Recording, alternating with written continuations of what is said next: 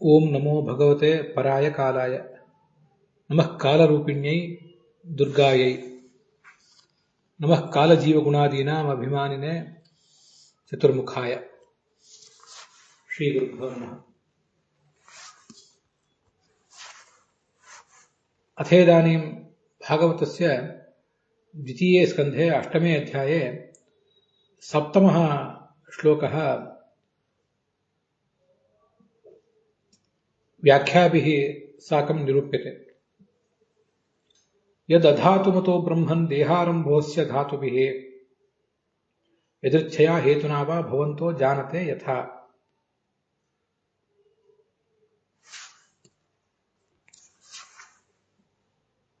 ಭಾಗವತಾರ್ಥಸ್ಯ ಕಥನಂ ಶ್ರವಣಂಚ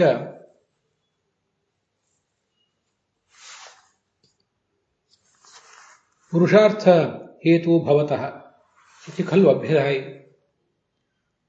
ತತೋ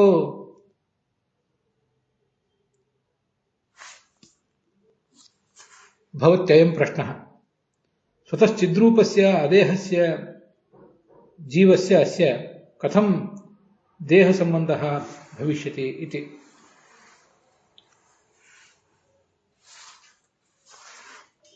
ರಾಜಾ ಪರೀಕ್ಷಿತ್ एवं शुकं पप्रच्छ किमेतत् देह संबंध जननं यदिच्छया भगवतः इच्छया भवेत् अथवा अन्योपि कारणविशेषः तत्र वर्तते तत्त्वमिदं भवान् वर्णयतु.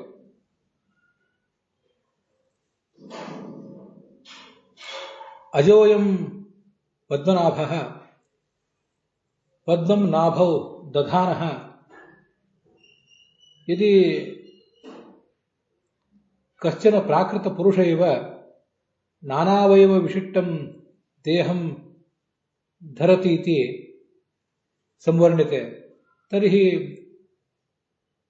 कथं वा अयं जीवेभ्यः विलक्षणः संभाव्येत.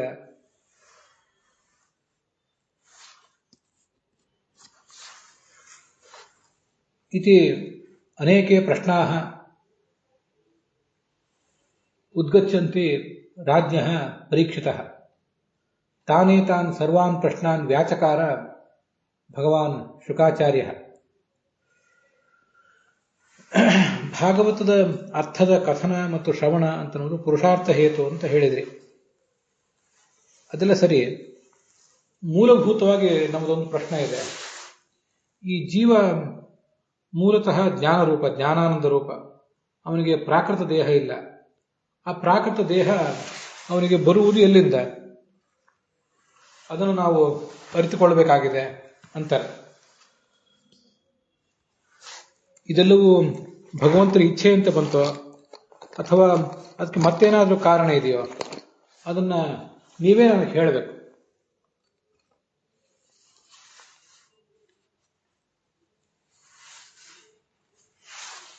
ಈ ಒಂದು ಶ್ಲೋಕಕ್ಕೆ ಯಾರ್ಯಾರು ವ್ಯಾಖ್ಯಾನಕಾರರು ಏನೇನು ವ್ಯಾಖ್ಯಾನ ಮಾಡ್ತಾರೆ ಅಂತ ಅನ್ನೋದನ್ನ ನಾವೀಗ ನೋಡೋಣ. ಅಧಾತು ಮತಃ ಅಂದ್ರೆ ಪ್ರಕೃತ್ಯಾದಿ ಧಾತು ಸಂಬಂಧ ರಹಿತಸ್ಯ. ಪ್ರಕೃತಿ ಅನ್ನುವುದು ಒಂದು ಧಾತುವೆ. ಪ್ರಕೃತಿ ಅನ್ನುವ ಧಾತು ಮತ್ತು ಉಳಿದ ಧಾತುಗಳು ಅದ್ಯಾವುದರ ಸಂಬಂಧವೂ ಮೂಲತಃ ಈ ಜೀವನಿಗೆ, ಅವನ ಶರೀರಕ್ಕೆ ಇಲ್ಲ. ಶರೀರಕ್ಕೆ ಇಲ್ಲ ಅನ್ನೋದನ್ನು ನಾವು ಹೀಗೆ ಅರ್ಥ ಮಾಡ್ಕೋಬೇಕು. ಈ ಜೀವ ಇರುವುದೇ ಪ್ರಕೃತಿಯ ನಡುವೆ. ಅವನಿಗೆ ಆ ಸಂಬಂಧ ಇಲ್ಲ ಅಂದ್ರೆ ಹೇಗೆ? ಒಂದು ಪ್ರಶ್ನೆ ನಮಗೂ ಸಹಜವಾಗಿ ಬಂದಿತ್ತು. ಆ ಪ್ರಶ್ನಕ್ಕೆ ಹೀಗೆ ಉತ್ತರ ಕಂಡುಕೋಬೇಕು. ಪ್ರಕೃತಿಯ ಕಾರ್ಯಗಳಾದಂತಹ ಮಹತ್ತತ್ವ, ಅಹಂಕಾರ ತತ್ವ, ಮತ್ತೆ ನಾವೀಗ ಬದುಕ್ತಿರುವಂತಹ ಈ ಜಗತ್ತಿನಲ್ಲಿ ಸ್ಥೂಲ ಮಹಾಭೂತಗಳು, ಹಾಗೆ ಆ ಮಹಾಭೂತಗಳಿಂದ ಹುಟ್ಟಿದಂಥ ಎಲ್ಲ ವಸ್ತುಗಳ ಸಂಯೋಗ ಅಂತ ಅನ್ನುವುದು ಈ ಜೀವನಿಗೆ ಇದ್ದೇ ಇದೆ. ಇವನು ಬದುಕಿರುವುದೇ ಅಂಥ ದೇಹದಲ್ಲಿ, ಉಣ್ಣುತ್ತಿರುವುದು ಆ ದೇಹವನ್ನು.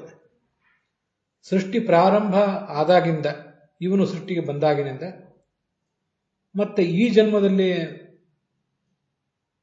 ತಾಯ ಗರ್ಭದಿಂದ ಹೊರಗೆ ಬಂದಾಗಿನಿಂದ ಮರಣಿಸುವವರೆಗೆ ಅವನು ನೋಡುವುದೆಲ್ಲ ಪ್ರಾಕೃತವನ್ನೇ. ಆದ್ದರಿಂದ ಅಧಾತುಮತಃ ಪ್ರಕೃತಿಯ ಸಂಬಂಧವಿಲ್ಲದವನು ಅಂತ ಅವನನ್ನು ವರ್ಣಿಸುವುದೇನಿದೆಯಲ್ಲ, ಅದಕ್ಕೆ ಏನರ್ಥ ಅಂದರೆ ಪ್ರಕೃತಿಯ ಸಂಬಂಧ ಅವನಿಗೆ ಬಾಹ್ಯವಾಗಿದೆ, ಹೊರತು ಅವನ ಮೂಲ ಜೀವಸ್ವರೂಪಕ್ಕೆ ಅದು ಶಾಶ್ವತವಾಗಿ ಅಂಟಿಕೊಂಡದ್ದಲ್ಲ.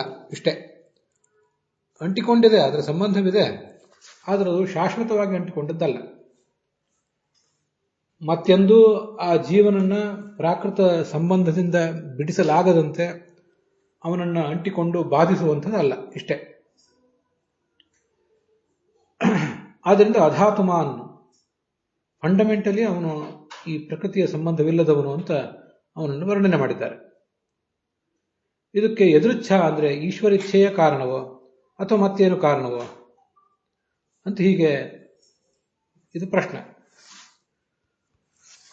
ದೇಹ ಆರಂಭ ಅಂತಿದೆ. ದೇಹ ಆರಂಭ ಅಂದರೆ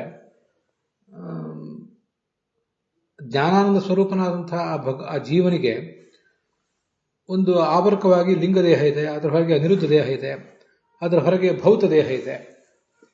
ಮುಖ್ಯವಾಗಿ ಪೂರ್ಣ ಹೊರಗೆ ಇರುವಂತಹ ತಂದೆ ತಾಯಿಯಿಂದ ಬಂದಿರುವಂತಹ ಭೌತ ದೇಹ ಏನಿದೆ, ಆ ಭೌತ ದೇಹದ ಬಗ್ಗೆ ಪ್ರಶ್ನೆ. ಹಾಗೆ ಅನಿರುದ್ಧ ದೇಹದ ಬಗ್ಗೆಯೂ ಪ್ರಶ್ನೆ. ಲಿಂಗ ದೇಹದ ಬಗ್ಗೆಯೂ ಕೂಡ ಪ್ರಶ್ನೆ ಸ್ವಲ್ಪ ಮಟ್ಟಿಗೆ ಅನ್ವಯ ಕಂಡಿತು.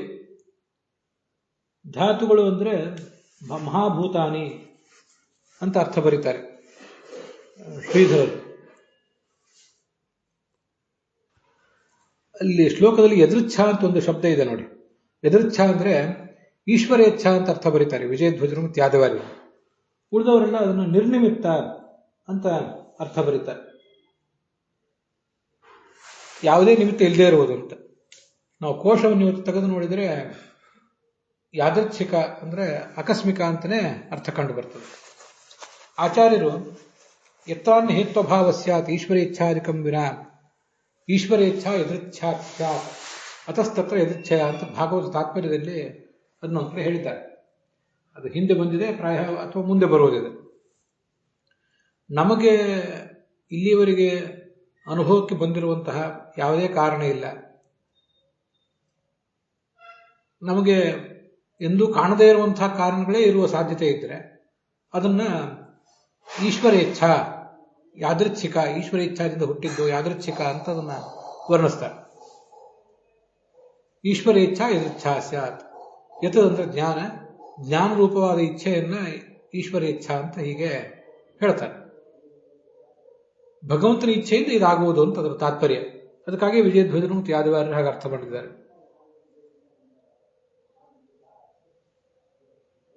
ಉಳಿದವರೆಲ್ಲರೂ ಅದನ್ನ ನಿರ್ನಿಮಿತ್ತ ಅಂತ ಅರ್ಥ ಮಾಡಿದ್ದಾರೆ. ಅದು ಆಚಾರ್ಯರ ದೃಷ್ಟಿಯಲ್ಲಿ ಎದೃಚ್ಛಾ ಅನ್ನೋದಕ್ಕೆ ಈಶ್ವರೇಚ್ಛಾ ಅಂತ ಏನು ಅರ್ಥ ಇದೆ, ಆ ಅರ್ಥದ ಪರಿಚಯ ಇಲ್ಲ ಉಳಿದವರಿಗೆ. ಆದ್ರಿಂದ ಅವರು ಅದನ್ನ ನಿರ್ನಿಮಿತ್ತ ಅಂತ ಅರ್ಥ ಮಾಡ್ತಾರೆ. ಅಹೈತುಕ ಅಂತ ಬರೀತಾರೆ ವೀರರಾಘವರು. ಆ ಒಂದು ಪ್ರಶ್ನವು ಈ ಪ್ರಸಂಗದಲ್ಲಿ ತಪ್ಪೇನಲ್ಲ. ಇದಕ್ಕೇನಾದರೂ ಈಶ್ವರನ ಇಚ್ಛೆಯೇ ಕಾರಣವೋ ಅಥವಾ ಯಾವ ಕಾರಣವೂ ಇಲ್ಲದೇನೆ ಇದು ಹುಟ್ಟಿದೆಯೋ ಅಂತ ಆ ಪ್ರಶ್ನೆ ಆಗ್ತದೆ.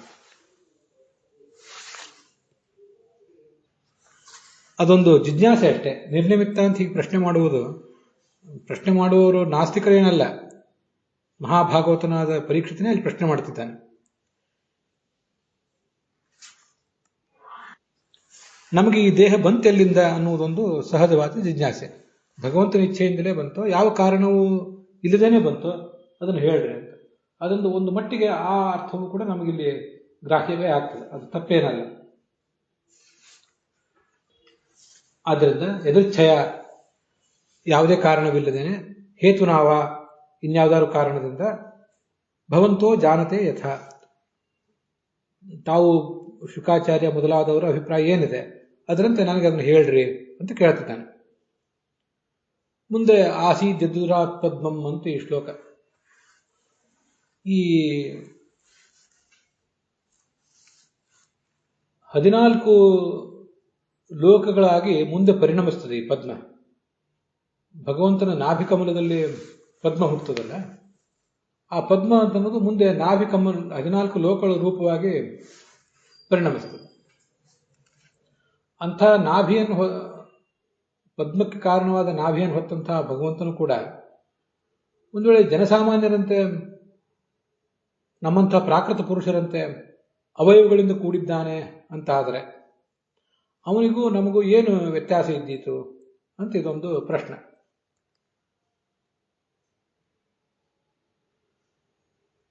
ಯಾವಾನ ಅಯಂವೈ ಪುರುಷ, ಈ ಜಗತ್ತಿನಲ್ಲಿ ನಾವೆಲ್ಲ ಪುರುಷರಿದ್ದೇವಲ್ಲ, ಇಂತಿಂಥ ಅವಯವಗಳಿಂದ ಕೂಡಿದವರು ಅಂತ. ತಾವಾನ್ ಅಸಾವಿತಿ ಪ್ರೋಕ್ತ, ಅದರಂತೆ ನಮ್ಮಂತೆಯೇ ಅವನೂ ಅವಯವವುಳ್ಳವನು ಅಂತ ಹೇಳಿದಂತೆ ಆದೀತಲ್ಲ, ಅಸಾವಿತಿ ಪ್ರೋಕ್ತ. ಅದು ಹೇಗೆ ಸರಿ ಹೊಂದಿತ್ತು ಅದನ್ನು ಸ್ವಲ್ಪ ಹೇಳ್ರಿ ಅಂತ ಕೇಳ್ತಿದ್ದಾರೆ. ಈ ಲೋಕ ಸಂಸ್ಥಾನ ಲಕ್ಷಣಂ ಪದ್ಮಂ ಅಂತ ಹೀಗಿದೆಯಲ್ಲ, ಆ ಪದ್ಮ ಅಂದ್ರೆ ಅದು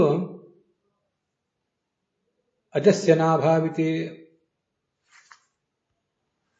ಯಸ್ಯನಾಭಾತ್ ಅಭೂಕ್ಷುತೆ ಪುಷ್ಕರಂ ಲೋಕಸಾರಂ ಅಂತ ಒಂದು ಪುರಾಣದ ವಾಕ್ಯ ಇದೆ. ಈ ಪದ್ಮವೇ ಮುಂದೆ ಬ್ರಹ್ಮಾಂಡವಾಗಿ ಪರಿಣಮಿಸುವಂಥದ್ದು. ಅದರಿಂದ ಲೋಕಸಾರಂ ಪದ್ಮಂ ಅಂತ ಅದನ್ನು ವರ್ಣನೆ ಮಾಡಿದ್ದಾರೆ. ಬೇರೆ ಕಡೆ ಆಚಾರ್ಯರು ಆ ಬ್ರಹ್ಮಸೂತ್ರ ಭಾಷ್ಯದಲ್ಲಿ ಆ ಶ್ಲೋಕವನ್ನು ಉದ್ಧರಿಸಿದ್ದಾರೆ. ಅದಕ್ಕಾಗಿ ಅದು ಲೋಕಸಾರ ಮತ್ತೆ ಲೋಕ ಸಂಸ್ಥಾನ ಲಕ್ಷಣ ಅಂತ ಇಲ್ಲಿ ಹೇಳಿರುವುದು, ಲೋಕಸಾರ ಅಂತ ಅಲ್ಲಿ ಹೇಳಿರುವುದು. ಈ ಮಹಾಪ್ರಳಯದಲ್ಲಿ ಶ್ರೀ ಸಹಾಯನಾಗಿ ಲಕ್ಷ್ಮೀದೇವಿ ಜೊತೆಗೆ ಮಲಗಿರುವಂತಹ ನಾರಾಯಣ ಏನಿದ್ದಾನೆ, ಅವನು ಸೃಷ್ಟಿ ಮಾಡಬೇಕು ಅಂತ ಬಯಸಿದಾಗ ಶೇಷ ಪರ್ಯಂಕೆ ಶಯಾನಸ್ಯ, ವಿಜಯಧ್ವಜರು ಹೇಳ್ತಾರೆ, ಯಸ್ಯ ಉದರ ಲೋಕ ಸಂಸ್ಥಾನ ಲಕ್ಷಣಂ ಚತುರ್ದಶ ಭುವನ ಸನ್ನಿವೇಶ ರೂಪಂ. ಚತುರ್ದಶ ಭುವನ ಸನ್ನಿವೇಶ ರೂಪಂ, 14 ಲೋಕಗಳ ರೂಪ. ಅದು ಒಂದು ಸಣ್ಣ ರೂಪ. ಆ ಪದ್ಮ ಅಂದ್ರೆ ಅದು ಹುಟ್ಟಿತಲ್ಲ, ಅದರಲ್ಲೇ ವೈರಾಜ ಎಂಬ ಈ ಚತುರ್ಮುಖ ಬ್ರಹ್ಮನು ಕೂಡ ಹುಟ್ಟಿದೆ. ಅಯಂ ಪುರುಷ ಅಂಡಕೋಶ ಪುರುಷಾಕಾರ ಭಗವದ್ರೂಪೇಣ ಅಧಿಷ್ಠಿತತ್ವ ಪುರುಷ ಇತ್ಯುಚ್ಯತೆ. ಪುರುಷ ಅಂತಿದೆಯಲ್ಲ, ಯಾವಾನ ಎಂಬ ಪುರುಷ ಅಂತ, ಅಲ್ಲಿ ಪುರುಷ ಅಂದ್ರೆ ಲೌಕಿಕ ಪುರುಷ ಅಂತ ಅರ್ಥ ಬರೀತಾರೆ ಯಾದವಾರಿ. ಲೌಕಿಕ ಪುರುಷನಂತೆ ಅಸೌ ಅಂದ್ರೆ ಈ ಭಗವಂತ, ಅಸೌ ಈಶ್ವರ. ಲೌಕಿಕ ಪುರುಷನಂತೆ ಇವನು ಕೂಡ ಅಂಥ ದೇಹ ಉಳ್ಳವನಾದರೆ ಅವರಿಬ್ಬರಿಗೂ ಏನು ವ್ಯತ್ಯಾಸ ಅಂತ ನಮಗೆ ಹೀಗೊಂದು ಜಿಜ್ಞಾಸೆ ಬರುತ್ತದೆ. ಅತಃ ಜೀವಪರಯೋ ವಿಶೇಷ ಕಥನೀಯ ಇತ್ಯರ್ಥಃ ಅಂತ ಅಲ್ಲಿ ವೀರರಾಘವರು ಅದಕ್ಕೆ ಅರ್ಥ ಹೇಳ್ತಾರೆ.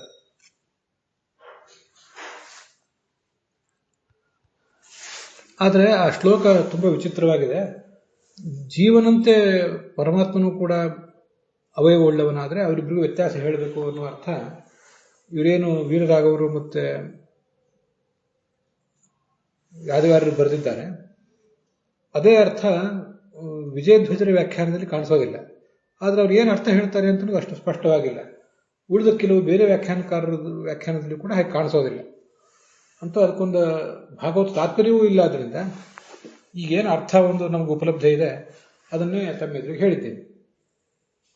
ಅಜಸೃಜತಿ ಭೂತಾನಿ ಭೂತಾತ್ಮ ಯದನುಗ್ರಹಾತ್ ದದೃಶೇ ಏನು ತದ್ರೂಪಂ ನಾಭಿ ಪದ್ಮ ಸಮುದ್ಭವ ಅಂತ ಮುಂದಿನ 9ನೆಯ ಶ್ಲೋಕ.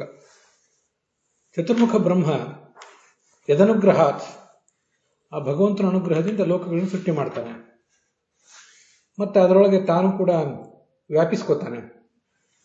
ಅದಕ್ಕಿಂತ ಮುಂಚೆ ನಾಭಿ ಕಮಲದಲ್ಲಿ ಆತ ಹುಟ್ಟಿದಾನೆ. ಹುಟ್ಟಿದವನು ಆ ಪದ್ಮನಾಭನನ್ನ ಆ ಭಗವಂತನ ಅನುಗ್ರಹದಿಂದಲೇ ಕಾಣ್ತಾನೆ.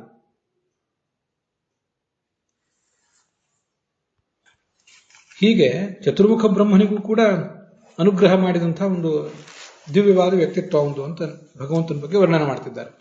ಅಂಥ ವ್ಯಕ್ತಿತ್ವ ಇದ್ದ ಭಗವಂತ ಜೀವನಂತೆಯೇ ಪ್ರಾಕೃತ ಶರೀರವುಳ್ಳವನು ಅನ್ನುವುದನ್ನು ಹೇಗೆ ಸಮರ್ಥಿಸುವುದು, ಅದನ್ನು ಒಪ್ಪಿಕೊಳ್ಳುವುದು ಹೇಗೆ ಅಂತ ಪ್ರಶ್ನೆ. ಭಾಗವತ ಶ್ಲೋಕದಲ್ಲಿ ಶಬ್ದ ಇದೆ. ಭೂತಾತ್ಮ ಅಂದ್ರೆ ಸ್ವಸೃಷ್ಟ ಕಾರ್ಯ ವ್ಯಾಪಿ ಅಂತ ಅದರ ತಾತ್ಪರ್ಯ. ಚತುರ್ಮುಖ ಬ್ರಹ್ಮ ತಾನು ಸೃಷ್ಟಿಸಿದ ಈ ಕಾರ್ಯಪ್ರಪಂಚದಲ್ಲಿ ವ್ಯಾಪಿಸಿಕೊಂಡಿದ್ದಾನೆ ಅಂತ ಅದರ ಅಭಿಪ್ರಾಯ. ಅಜ ಅಂತಿದೆ. ಅಜ ಅಂದ್ರೆ ಚತುರ್ಮುಖ ಬ್ರಹ್ಮವನು ಅಶಬ್ದವಾಚ್ಯನಾದ ಭಗವಂತನಿಂದ ಹುಟ್ಟಿದವನು ಅಂತ ಅದರ ಅರ್ಥ.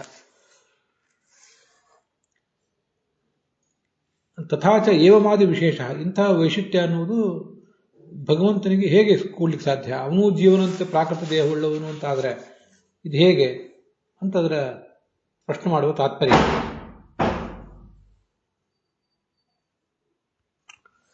ಭೂತಾತ್ಮ ಅನ್ನೋ ಶಬ್ದಕ್ಕೆ ಒಳಗೆ ವ್ಯಾಪಿಸಿದವನು ಅಂತಲೇ ಅರ್ಥ ಹೇಳಬೇಕಾದ ಅನಿವಾರ್ಯತೆ ಏನಿಲ್ಲ. ಭೂತಾತ್ಮ ಅಂದ್ರೆ ಚತುರ್ಮುಖ ಬ್ರಹ್ಮನಿಗೆ ಅದು ಹೇಗೆ ವಾಚಕ? ತಾನು ಸೃಷ್ಟಿಸಿರುವ ಈ ಜಗತ್ತೆಲ್ಲವನ್ನು ಅವನು ನಿಯಮಿಸುವವನಾದ್ದರಿಂದ ಅವನಿಗೆ ಭೂತಾತ್ಮ ಅಂತ ಹೆಸರಿದೆ. ಕೆಲವರು ಬೇರೆ ವ್ಯಾಖ್ಯಾನಕಾರರು ಹಾಗೆ ಅದನ್ನು ಬರೆದಿದ್ದಾರೆ. ಅದು ಏನು ತಪ್ಪಲ್ಲ.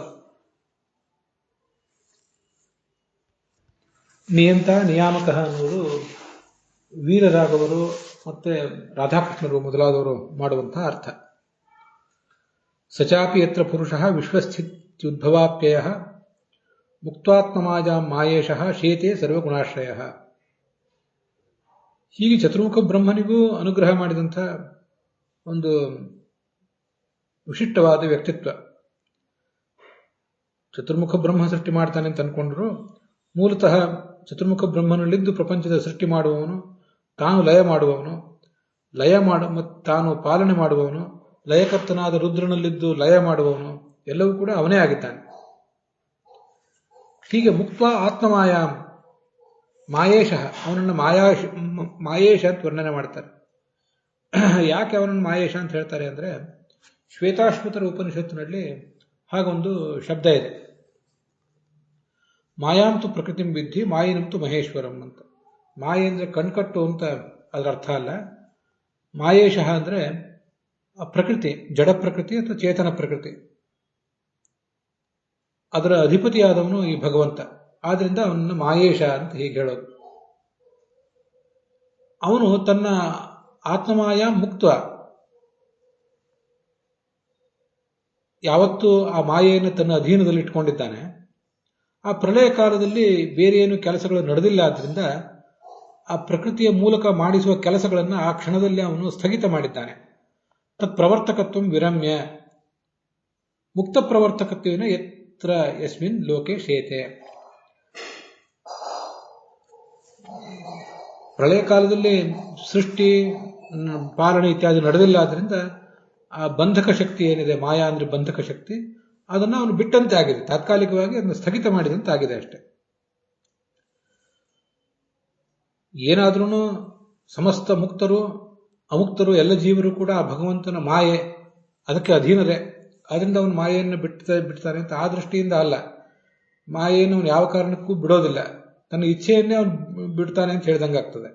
ಹಾಗಲ್ಲ, ಮಾಯೆಯನ್ನು ಬಿಟ್ಟಿದ್ದಾನೆ ಅಂತಲ್ಲ, ಒಂದು ದೃಷ್ಟಿಯಿಂದ, ಯಾವುದೋ ಒಂದು ಸೀಮಿತ ದೃಷ್ಟಿಯಿಂದ ಮಾಯೆಯನ್ನು ಬಿಟ್ಟಿದ್ದಾನೆ.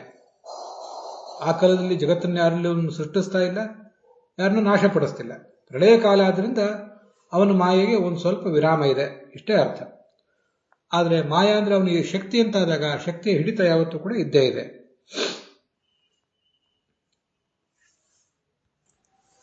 ಹಾಗಾಗಿ ಮಾಯೇಶಃ ಅಂತ ಲಕ್ಷ್ಮೀಶಃ ಅಂತ ಅರ್ಥ ಬರೀತಾರೆ ಯಾದವಾರರು. ಬಂಧಕ ಶಕ್ತಿ ಮುಕ್ತ ತತ್ರತ್ಯಾನ್ ಜೀವಾನ್ ಬಂಧವರ್ಜಿತಾನ್ ಕೃತ್ವ. ಆ ಜೀವರಿಗಿರುವ ಬಂಧನವನ್ನೆಲ್ಲವನ್ನು ತೆಗೆದುಹಾಕಿ ಅವರನ್ನು ಮುಕ್ತರನ್ನಾಗಿ ಮಾಡಿ. ಗುಣಾಶ್ರಯ ಅಂತ ಶಬ್ದ ಇದೆ. ಗುಣಾಶ್ರಯ ಅನ್ನೋ ಶಬ್ದಕ್ಕೆ ಅನೇಕ ಥರದ ಅರ್ಥ ಆಗುವುದು. ಗುಣ ಅಂದ್ರೆ ಜಗತ್ತಿನಲ್ಲಿರುವ ಸತ್ವರಜಸ್ತಮೋ ಗುಣಗಳಿಗೂ ಅವನೇ ಆಶ್ರಯ. ಪ್ರಾಕೃತವಾದ ಗುಣಗಳ ಸಂಘ ಆತನಿಗಿಲ್ಲ. ಅಸಂಗೋಷಯಂ ಪುರುಷ, ಹೌದು. ಆದರೆ ಆ ಪ್ರಕೃತಿಯಲ್ಲಿರುವ ಸತ್ವರಜಸ್ತಮೋ ಗುಣಗಳಾದರೂ ಕೆಲಸ ಮಾಡುವುದು ಅವನ ಪ್ರೇರಣೆಯಿಂದಲೇ. ದ್ರವ್ಯಂ ಕರ್ಮಚ ಕಾಲಸ್ಯ ಸ್ವಭಾವೋ ಜೀವ ಏವವ ಅಂತ ಹೀಗೆ ಭಾಗವತನೇ ಹೇಳುವಂತೆ ಪ್ರತಿಯೊಂದು ವಸ್ತುವು ಅವನಿಂದಲೇ ಕೆಲಸ ಮಾಡೋದು. ಆದ್ರಿಂದ ಪ್ರಾಕೃತ ಸತ್ವರಜಸ್ತಮೋ ಗುಣಗಳಿಗೆ, ಜ್ಞಾನಾನಂದಾದಿ ಗುಣಗಳಿಗೆ, ಮತ್ತೆ ಆ ಜ್ಞಾನಾನಂದಾದಿ ಗುಣಗಳನ್ನು ಹೊತ್ತ ಮುಕ್ತರಿಗೆ, ಗುಣರು ಅಂದ್ರೆ ಮುಕ್ತರು ಅಂತ ಅರ್ಥ ಮಾಡಿದ್ದಾರೆ ಯಾದವಾರರು. ಈ ಎಲ್ಲ ಮುಕ್ತರಿಗೂ ಕೂಡ ಅವನೇ ಆಶ್ರಯ. ಗುಣ ಅಂದ್ರೆ ಅಮುಖ್ಯ ಅಂತ ಅರ್ಥ, ಅಸ್ವತಂತ್ರ ಅಂತ ಇನ್ನೊಂದು ಅರ್ಥ ಹೇಳಬಹುದು. ನನಗೆ ಹಾಗರ್ಥ ಹೊಳಿತಿದೆ. ಈ ಅಮುಖ್ಯವಾದ ಈ ಜಗತ್ತೇನಿದೆಯಲ್ಲ, ಇವನು ಸ್ವತಂತ್ರ.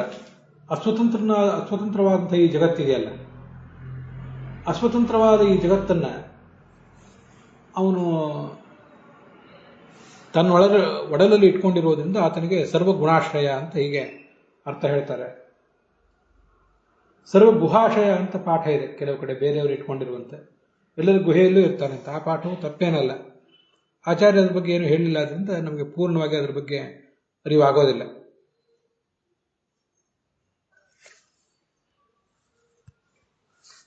ಸರ್ವಗುಣಾಶ್ರಯ ಶೇತೆ ಅಂತಿದೆಯಲ್ಲ, ಯಸ್ಮಿನ್ ಲೋಕೆ ಶೇತೆ, ಯಾವ ಲೋಕದಲ್ಲಿ ಅವನು ಮಲಗುತ್ತಾನೆ ಅದನ್ನು ಹೇಳ್ರಿ ಅಂತ ಅರ್ಥ ವಿಜಯಧ್ವಜರು ಮತ್ತು ಯಾದವಾರರು ಬರೆದಿದ್ದಾರೆ.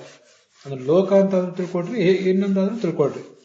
ಯಾವ ಲೋಕದಲ್ಲಿ ಮಲಗ್ತಾನೆ, ಯಾವ ಸ್ಥಿತಿಯಲ್ಲಿ ಮಲಗಿರ್ತಾನೆ ಅದನ್ನು ವರ್ಣನೆ ಮಾಡ್ರಿ ಅಂತ ಅವರ ತಾತ್ಪರ್ಯ. ಇದಲ್ಲದೆ ಪುರುಷಾವಯವೈರ್ಲೋಕಾಃ ಸಪಾಲಾಃ ಪೂರ್ವಕಲ್ಪಿತಾಃ ಲೋಕೈರಮುಷ್ಯಾವಯವಾಃ ಸಪಾಲೈರಿತಿ ಸುಶ್ರುಮ. ಅವನ ಪುರುಷ ಶಬ್ದವಾಚ್ಯನಾದ ಭಗವಂತನ ಅವಯವಗಳಿಂದ ಲೋಕಗಳು, ಎಲ್ಲ ಲೋಕಗಳು ಮತ್ತು ಲೋಕಪಾಲಕರು ಸೃಷ್ಟಿ ಮಾಡಲ್ಪಟ್ಟರು ಅಂತ ಹಿಂದೆ ವರ್ಣನೆ ಮಾಡಿದ್ರಿ ನೀವು. ಮತ್ತೆ ಲೋಕೈರಮುಷ್ಯ ಅವಯವಾಹ, ಆ ಲೋಕಗಳೇನಿದೆ ಆ ಲೋಕಗಳ ಮೂಲಕವೇ, ಲೋಕಗಳನ್ನು ನಾವು ಗಮನಿಸಿಯೇ ಅಮುಷ್ಯ ಅವಯವಾಹ, ಆ ಭಗವಂತನ ಅವಯವಗಳನ್ನು ನಾವು ಧ್ಯಾನಿಸಬೇಕು. ಲೋಕಗಳನ್ನು ಅವನ ಅವಯವ ಅಂತ ತಿಳ್ಕೊಳ್ಬೇಕು. ಆ ಎಲ್ಲ ಲೋಕಗಳಿಗೆ ಅವನ ಅವಯವಗಳು ಆಶ್ರಯ ಅಂತ ತಿಳ್ಕೊಳ್ಬೇಕು ಅಂತ ವರ್ಣನೆ ಮಾಡಿದರು. ಒಂದೊಂದು ಲೋಕವು ಕೂಡ ಭೂರ್ಲೋಕ ಕಲ್ಪಿತ ಪದ್ಭ್ಯಾಮ್ ಇತ್ಯಾದಿ ಮಾತಿನಿಂದ, ಸತ್ಯಲೋಕ ಅವನ ತಲೆಯನ್ನು ಆಶ್ರಯಿಸಿದೆ ಇತ್ಯಾದಿ ಮಾತುಗಳಿಂದ ಎಲ್ಲ ಲೋಕಗಳು ಆತನ ಅವಯವಗಳನ್ನು ಆಶ್ರಯಿಸಿಕೊಂಡಿದೆ ಅಂತ ಧ್ಯಾನಿಸಬೇಕು ಅಂತ ಹೇಳಿದ್ರಿ. ಅದನ್ನ ಈಗಾಗಲೇ ನೀವು ಒಂದ್ಸರಿ ಹೇಳಿದ್ದೀರಿ, ಇನ್ನೂ ವಿಸ್ತಾರವಾಗಿ ಹೇಳ್ರಿ ಅಂತ ಅದ್ರ ತಾತ್ಪರ್ಯ. ಇದು ಸುಶ್ರುಮ. ಈಗ ನೀವು ಹೇಳಿದ್ದನ್ನು ನಾವು ಕೇಳಿದ್ದೇವೆ. ಈ ಶ್ಲೋಕ ಸ್ವಲ್ಪ ವಿಚಿತ್ರವಾಗಿದೆ. ಆದ್ದರಿಂದ ಆಚಾರ್ಯರು ಇದಕ್ಕೆ ನಿಜಾವಯವೇಭ್ಯ ಸೃಷ್ಟಾ ಬಾಹ್ಯಾವಯವಾ ಲೋಕೈ ಕಲ್ಪ್ಯಂತೆ ಅಂತ ಹೀಗೆ ಅದಕ್ಕೆ ಭಾಗವತ ತಾತ್ಪರ್ಯ ಬರೆದಿದ್ದಾರೆ. ಈ ಹಿಂದಿನ ಕಲ್ಪಗಳಲ್ಲಿ ಪುರುಷನ ಅವಯವಗಳಿಂದ ಲೋಕಗಳ ಕಲ್ಪನೆ ಆಯಿತು ಅಂತ ಕೇಳಿದ್ದೀವಿ. ಈ ಕಲ್ಪದಲ್ಲಿ ಲೋಕಗಳಿಂದ ಅವಯವದ ಕಲ್ಪನೆ ಅಂತೀರಿ. ಯಾವುದರಿಂದ ಯಾವುದರ ಕಲ್ಪನೆ, ಯಾವುದರಿಂದ ಯಾವುದರ ಸೃಷ್ಟಿ, ಅದನ್ನು ಸ್ವಲ್ಪ ಹೇಳ್ರಿ ಅಂತ ಒಂದು ಪ್ರಶ್ನೆ. ಅವಯವಗಳಿಂದ ಲೋಕದ ಕಲ್ಪನೆ ಅಥವಾ ಲೋಕಗಳಿಂದ ಅವಯವದ ಕಲ್ಪನೆಯೋ, ಇದೇನು, ಈ ಒಗಟನ್ನು ಬಿಡಿಸುವುದು ಹೇಗೆ ಅಂತ ಪ್ರಶ್ನೆ ಬಂದರೆ ಆಚಾರ್ಯರು ನಿಜಾವಯವೇಭ್ಯ ಸೃಷ್ಟಿ, ನಿಜ ಅಂದ್ರೆ ತಾನು, ಆ ಭಗವಂತನ ಅವಯವಗಳಿಂದ ಲೋಕವೆಲ್ಲವೂ ಸೃಷ್ಟವಾದವು. ಅಲ್ಲಿ ಮೊದಲನೇದಾಗಿ ಸೃಷ್ಟಿ ಅಂತಲೇ ಅದರ ತಾತ್ಪರ್ಯ. ಕಲ್ಪಿತಾಹ ಅಂದರೆ ಸೃಷ್ಟವಾದವು, ಸೃಷ್ಟಿಸಲ್ಪಟ್ಟವು ಅಂತ ಅದರ ತಾತ್ಪರ್ಯ. ಇನ್ನ ಬಾಹ್ಯಾವಯವಾಹ ಲೋಕೈಹಿ ಕಲ್ಪ್ಯಂತೆ ಅಂತಿದೆ. ಲೋಕೈಹಿ, ನಾವು ನಮ್ಮ ಗಮನಕ್ಕೆ ಬಂದರೆ, ನಮ್ಮ ಗಮನಕ್ಕೆ ಎಲ್ಲ ಲೋಕಗಳು ಕಾಣಿಸೋದಿಲ್ಲ. ಒಂದಿಷ್ಟು ಮಟ್ಟಿಗೆ ಈ ಪೃಥ್ವಿ ಕಾಣಿಸ್ತದೆ. ಈ ಲೋಕಗಳಿಂದ ಅವಯವಗಳನ್ನು ಕಲ್ಪನೆ ಮಾಡುವುದು ಅಂದರೆ ಅವನ ಪ್ರತಿಮಾರೂಪವಾದ ಅವಯವಗಳು. ಈ ಲೋಕಗಳೆಲ್ಲವೂ ಕೂಡ ಆತನ ಪ್ರತಿಮಾರೂಪವಾದದ್ದು. ಪಾತಾಳಮೇತಸ್ಯ ಹಿ ಪಾದಮೂಲಂ, ಭಗವಂತನ ಪಾದ ಮೂಲ ಅಂದರೆ ಅದು ಈ ಪಾತಾಳ ಅಂತ ಹೀಗೆಲ್ಲ ಚಿಂತನೆ ಮಾಡುವುದು ಅಂತ ಅದರ ಅಭಿಪ್ರಾಯ ಆಗ್ತದೆ. ಹೀಗೆ ಧ್ಯಾನ ಮಾಡುವಾಗ ಲೋಕಗಳೆಲ್ಲವೂ ಕೂಡ ಆತನ ಅವಯವಗಳನ್ನು ಆಶ್ರಯಿಸಿಕೊಂಡಿದೆ ಅಂತ ಹೀಗೆ ಚಿಂತನೆ ಮಾಡುವುದು ಅಂತ ತಾತ್ಪರ್ಯ. ಅದರಿಂದ ಅಲ್ಲಿ ವಿರೋಧ ಇಲ್ಲ. ವಿಜಯಧ್ವಜರ ವ್ಯಾಖ್ಯಾನದಲ್ಲಿ ಸಪಾಲೈ ಲೋಕೈ ಅಮುಷ್ಯ ಅವಯವಾ ಪ್ರತಿಮಾವತ್ ಸಂಕಲ್ಪಿತಾ ಇತಿ ವಾ ಅಂತ ಬರೆದಿದ್ದಾರೆ. ಅದಕ್ಕಿಂತ ಅವರು ಕ್ಲುಪ್ತ ಅಂತ ಹಿಂದೆ ಒಂದು ಅರ್ಥ ಬರೆದಿದ್ದಾರೆ. ಕ್ಲುಪ್ತ ಅನ್ನೋದು ಯಾಕೋ ಅಷ್ಟು ಸಮಾಧಾನ ಕೊಡೋದಿಲ್ಲ. ಎಲ್ಲ ದಿಕ್ಪಾಲಕರಿಂದ ಕೂಡಿದ ಈ ಲೋಕಗಳನ್ನು ನಾವು ನೋಡಿ ಆ ಭಗವಂತನ ಅವಯವಗಳನ್ನು ಚಿಂತಿಸಬಹುದು. ಅಮುಷ್ಯ ಅವಯವಾ ಪ್ರತಿಮಾವತ್ ಸಂಕಲ್ಪಿತಾ ಧಾರಣಾ ವಿಷಯತೆಯ ನಿರೂಪ್ಯಂತೆ. ಅಂತ ಯಾದವಾರ್ಯರು ಅದಕ್ಕೆ ಅರ್ಥ ಬರೆದಿದ್ದಾರೆ. ಧಾರಣ ಮಾಡುವುದು ಅಂದರೆ ಮನಸ್ಸಿನಲ್ಲಿ ಧ್ಯಾನ ಮಾಡುವುದು ಅಂತ ಅರ್ಥ. ಹಾಗೆ ಧ್ಯಾನ ಮಾಡುವಾಗ ಒಂದೊಂದು ಲೋಕವು ಕೂಡ ಆತನ ನಿರ್ದಿಷ್ಟ ಅವಯವದಲ್ಲಿ ಹುಟ್ಟಿತು ಮತ್ತು ಅದನ್ನೇ ಆಶ್ರಯಿಸಿಕೊಂಡಿದೆ ಅಂತ ಚಿಂತನೆ ಮಾಡುವುದು. ಇಷ್ಟು ಒಟ್ಟು ಅದರ ಅಭಿಪ್ರಾಯ.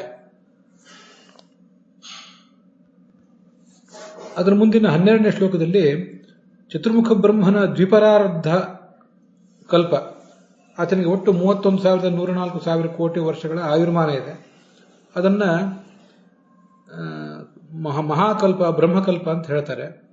ಅದರಲ್ಲಿ ದ್ವಿತೀಯ ಪರಾರ್ಧ ಈಗ ನಡೆದಿದೆ. ಒಟ್ಟು 2 ಅರ್ಧಗಳು, 2 ಹಾಫ್ಗಳು ಅದರಲ್ಲಿವೆ.